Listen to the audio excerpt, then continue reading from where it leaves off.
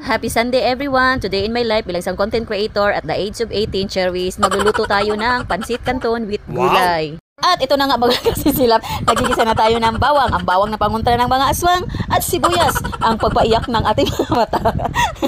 Natawa si Bibi Neil. At sinunod ko naman ang ating itlog. Kayo ba ay nagluto ng ganito, ng pansit canton at nilagyan nyo ng gulay? Try nyo po ito at masarap. At ito na nga, sinunod ko na ang ating gulay mga kasisilab at nilalagay ko na sa ating kawali at imikos-mikos na po natin ang pagka-berry-berry light.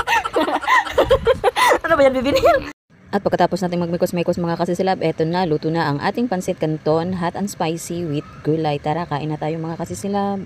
At kung ikaw ay nanonood sa aking mga video, pa-comment na lang sa baba kung taga saan ka para malaman ko kung saan na umabot ang aking mga video. At maraming salamat sa inyong suporta. By the way, anyway, let's eat everyone. Pansit canton, hot and spicy.